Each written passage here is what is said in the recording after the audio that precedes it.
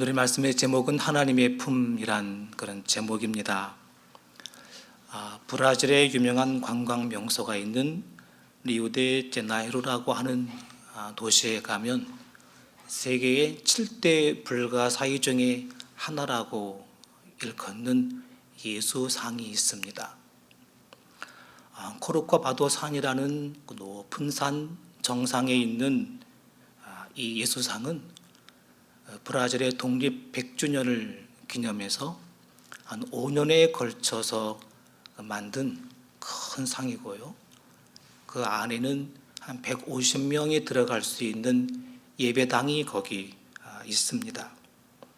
보시듯이 예수 그리스도께서 두 팔을 넓게 벌리고 있는 그런 모습이고, 그 밑에는 전 세계에서 모여든 관광객들이 예수상을 배경으로 해서 사진을 찍고 또 거기서 각종 포즈를 취하고 있는 것을 볼 수가 있죠. 이 예수상을 보면서 저 예수상을 만든 그 조각가는 어떤 생각을 하면서 이 상을 만들었을까 생각해 보았습니다. 단지 관광을 목적으로 이 예수상을 통해 돈을 벌고자 한 것일까? 만약에 단지 관광 상품으로 이걸 만들었다면 저것은 그저 대리석 돌 조각에 불과할 것입니다. 저는 그렇게 생각하지 않습니다. 아마 저기 온 많은 관광객들도 그 예수의 품에 한 번쯤은 안겨보고 싶은 마음을 가질 것이다 하는 생각이 들고, 또 조각가도 아마 그 아래에 있는 그 수많은 도시의 그 상처난 가슴들을 저 예수상이 품어주고 또 치료해 주기를 바라는 마음으로 저 상을 만들었을 것이다 라고 생각이 듭니다. 이것이 예수님 상의 진정한 목적이며, 그래서 지금까지 수많은 사람들이 그 예수상을 찾고 사랑하는 것이 아닐까, 그렇게 생각을 하게 되었습니다. 그 예수님 상이 이렇게 바라보고 이렇게 팔을 벌리고 있는 그곳은 그 아래의 도시입니다. 도시는 어디나 그렇듯이 매우 치열합니다. 치열한 경쟁이 그 아래서 벌어지고 있습니다. 그 가운데는 성공한 사람이 있겠지만 실패한 사람이 훨씬 많습니다. 한두 사람이 성공했다면 5, 10 이상의 사람들은 아마 실패하고 낙담하고 또 넘어졌을 것이 분명합니다. 마치 베드로가 하루 종일 또 밤새도록 고기를 잡았어도 한 마리의 고기도 낚지 못해서 절망하여 아침을 맞이했던 것처럼 오늘날도 수많은 도시의 사람들이 그렇게 한 마리의 고기도 잡지 못한 채 허탕치는, 인간의 노력과 또 인간의 힘으로 최선을 다했지만 그럼에도 실패하고 무너진 인생이 많은 것이 바로 도시라고 할 수 있습니다. 서울에 가보면 의외의 장소들이 많습니다. 겉으로는 빌딩들이 있고 또 화려한 숲들이 있지만 그 아래는 그만큼 그늘진 곳들이 많이 있습니다. 마치 산이 높으면 그만큼 골짜기도 깊다 하는 말을 실감나게 하는 동네들이 많이 있습니다. 마포의 한 교회에 세미나를 인도하러 간 적이 있습니다. 거기는 여의도로부터 공덕동까지 가는 길이 아마 10차선은 넘을 겁니다. 널찍하게 헐 뚫려 있는 그 도로에 외제차가 많이 다니고요. 또 양옆으로는 대기업에서 만든 빌딩과 아파트들이 줄지어져 있습니다. 근데 그 의외로 그 아파트 뒤쪽으로 들어가다 보니까 거기는 오래된 단독주택, 빌라들이 많이 있었고, 골목은 좁고 차 한 대가 겨우 지나갈 듯한 그런 골목을 지나 한참 산골짜기로 올라가니 거기에 교회가 있었습니다. 또 서당동 쪽에도 한번 간 적이 있었습니다. 그는 서울대학에서 그리 멀지 않은 곳이었는데 거기에도 그 목사님이 자기 교회 교인들을 얘기하면서 우리 교회 교인들의 학력 수준이 말하기도 부끄럽습니다 할 정도로의, 성경 필사가 불가능할 정도로의 그런 이야기를 했습니다. 여러분, 도시가 바로 그런 것입니다. 겉으로는 화려해도 속으로는 골마 있고, 부동산은 비싼 거 갖고 있어도 주머니는 비어 있고, 성공한 사람보다 실패한 사람이 더 많고, 맨하탄에 금융거리가 있는가 하면 할렘 거리가 그 옆에 있는 것처럼 그런 것이 바로 도시라고 이야기할 수 있습니다. 겉으로는 평안을 이야기해도 속으로는 썩을 대로 썩은 것이 바로 도시고, 부패와 타락의 온상이 되는 곳이기도 합니다. 바로 리우의 예수상이 바라보고 있는 바로 그것이 그런 사람들이 모여 있는 것입니다. 실패한 자, 또 힘겨운 자, 성공했다고 하지만 속은 썩어 있는 자들, 그들을 향해 주님께서 두 팔을 벌리고 있는 것입니다. 예수님 상의 두 팔의 길은 28m 정도입니다. 그러나 그 28m의 그 품 안에 리우의 모든 사람을 다 품을 수 있는 널찍한 팔이고, 그 품에 다 안을 수 있는 줄로 믿습니다. 누구든지 예수님의 품에 다 안길 수 있다는 겁니다. 가난한 자도 부한 자도, 더 병든 자도 건강한 자도, 어린 아이도 노인들도 다 그 품에 안길 수 있습니다. 주님의 그 두 팔, 그 품은 세상의 모든 사람 다 품을 수 있을 만큼 넓고 넓은 품인 줄로 믿습니다. 주님은 말씀합니다. 수고하고 무거운 짐진 자들아, 다 내게로 오라. 내가 너희를 쉬게 하겠다. 오라고, 삶에 찌들고 인생에 지치고 도시 생활에 피곤한 모든 사람들을 내게로 오라고 초청하시는 바로 그 말씀입니다. 근데 여러분, 주님은 그 말씀을 어디에서 하고 계실까요? 십자가입니다. 십자가에 높이 달려서 그 양쪽으로 뻗은 그 손, 그리고 가시에 찔린 그 품을 가지고 우리에게 오라고 부르고 계신 줄로 믿습니다. 주님은 십자가에 두 팔을 벌려 달리셨습니다. 그 팔 양쪽으로 못이 박혔습니다. 그 두 팔을 벌린 것은 먼저 우리의 죄를 속하고 우리를 지옥의 권세에서 건져내는 보혈의 피를 흘리기 위해서 벌린 팔입니다. 못 박히시기 위해서 벌려진 팔입니다. 그러나 거기에 끝나지 않습니다. 벌려진 그 두 팔과 그 벌어진 그 가슴으로 주님이 이 땅에 있는 모든 사람들을 끌어안으시고 그 품에 안기 원하시는 줄로 믿습니다. 주님의 십자가는 한편으로는 우리의 죄를 대속하는 손이며 팔이지만, 또 한편 이 땅에 있는 모든, 특히 상처난 마음들을 품기 원하시는 마음인 줄로 믿습니다. 브라질의 리우에 있는 그 예수상은 대리석 돌로 만들었습니다. 그러나 십자가에 달리신 그 주님의 품은 인간의 피부와 육체, 살로 이루어진 바로 그 몸입니다. 주님은 거기에서 그 산과 그 피부가 다 찢기셨습니다. 두 손에는 피가 흐르고 있지 않습니까? 또 머리에 가시관에 피가 흐르고 피와 땀이 엉켜서 머리털과 함께 엉켜져서 눈을 뜰 수 없게끔 눈을 가리고 있지 않습니까? 몸은 채찍에 맞아서 터지고 또 터지고 채찍에 뜯겨진 그런 살입니다. 옆에 옆구리에 창으로 찔러서 그 창은 피부를 뚫고 들어가 갈비뼈를 부수고 또 나아가 그 안에 있는 모든 내장들을 파괴하는 고통을 주는 그런 창에 찔리신 몸이었습니다.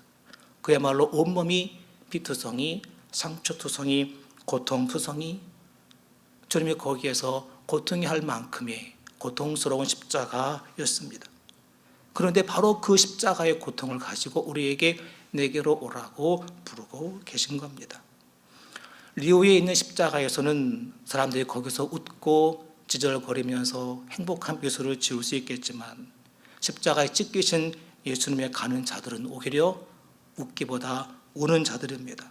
마음이 가난해지고 외롭고 혼자 서 있을 힘조차 없는 그런 자들, 가슴을 치며 통곡하는 자들입니다.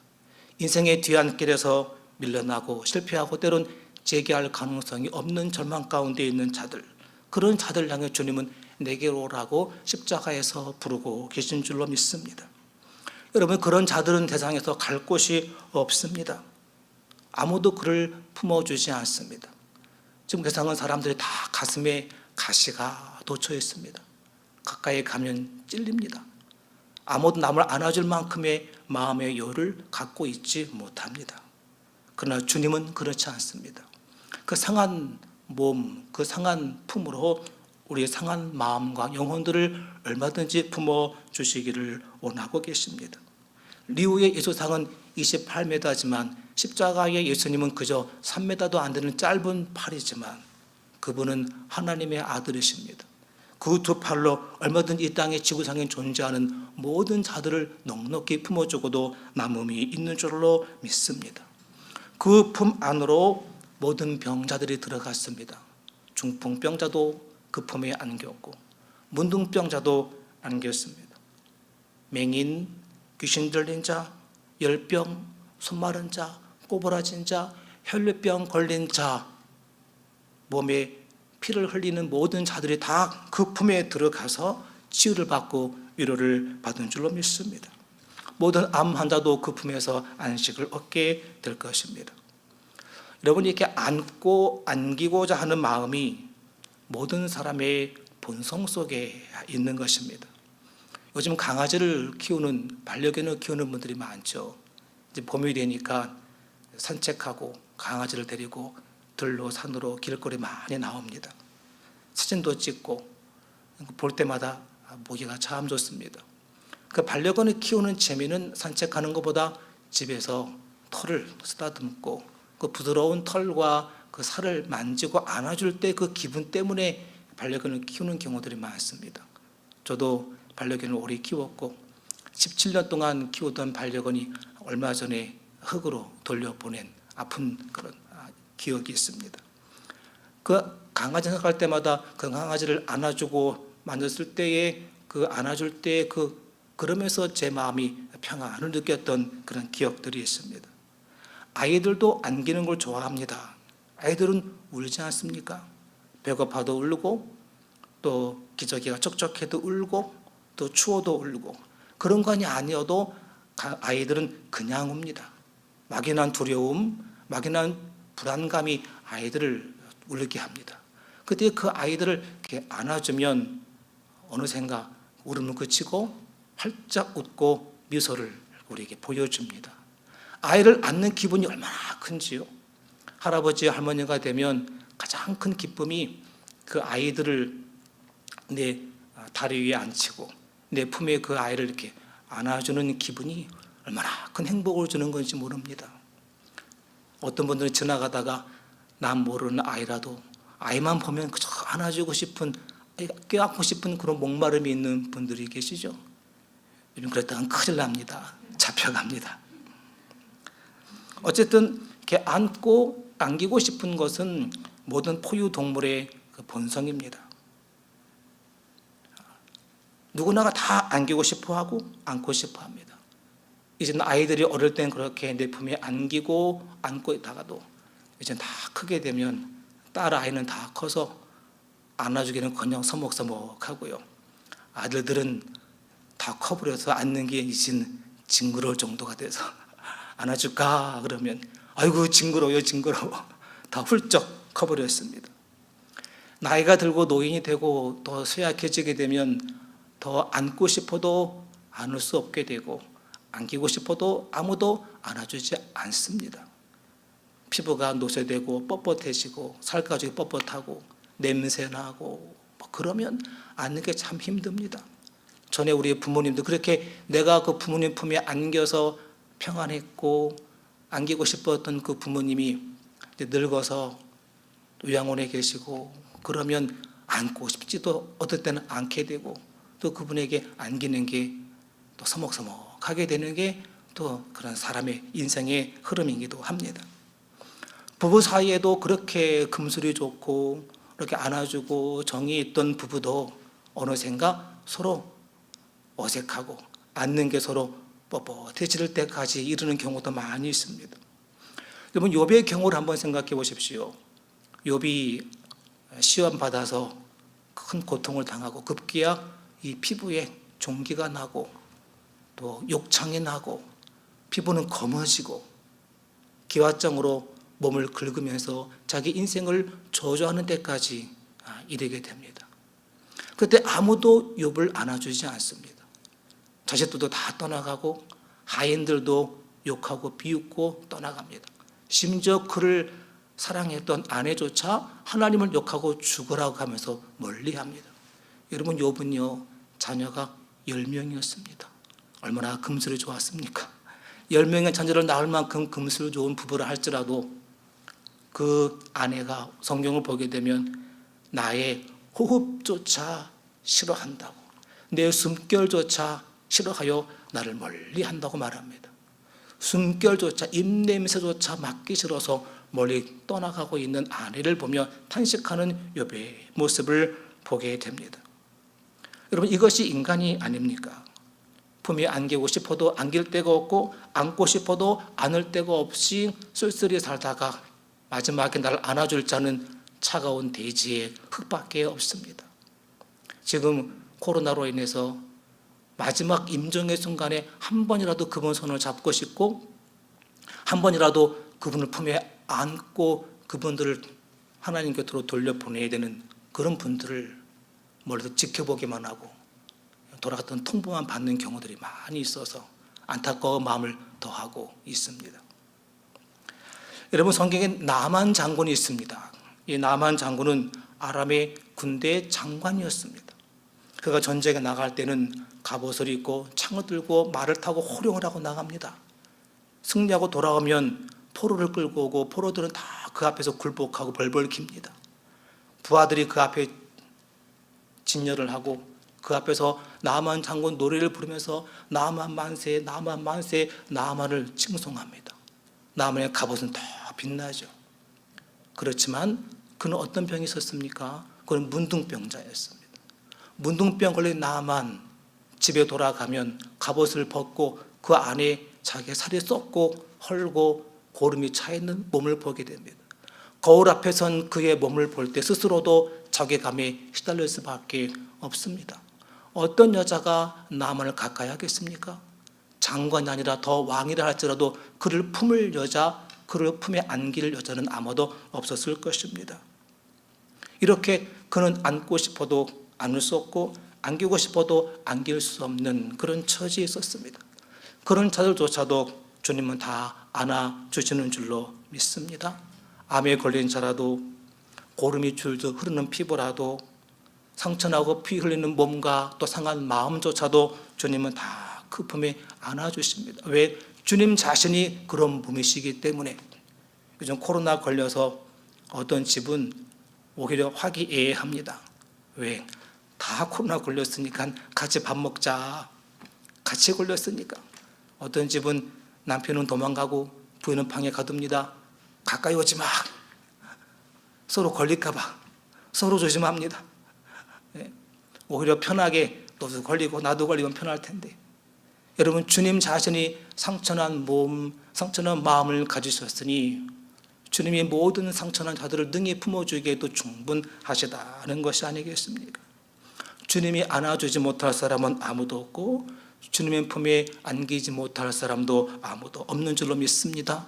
마음의 병이든 몸의 병이든 어떤 병과 상처이든 다 그 품에 안길 수 있는 줄로 믿습니다. 오늘 읽을 말씀에 나사로가 나옵니다. 나사로는 가난한 자였습니다. 또 병든 자였습니다.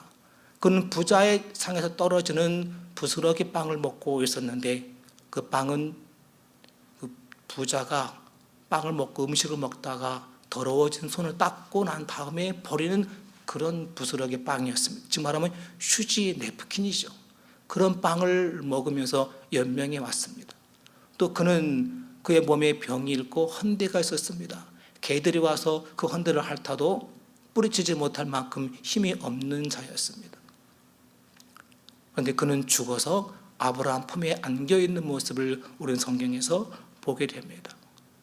아브라함 품은 그리스도의 품이며 하나님의 품인 줄로 믿습니다. 그 품에서 그는 넉넉한 위로를 받습니다. 울던 아기가 엄마의 품에 안겨서 언제 울었냐는 듯 미소를 짓듯 나도 아마 그 아브라함 품에 안겨서 방긋 웃으면서 지금까지 한 번도 볼 수 없었던 큰 기쁨과 평안이 있는 미소를 보여주었을 것입니다. 지금도 세상은 상처나 마음으로 가득합니다.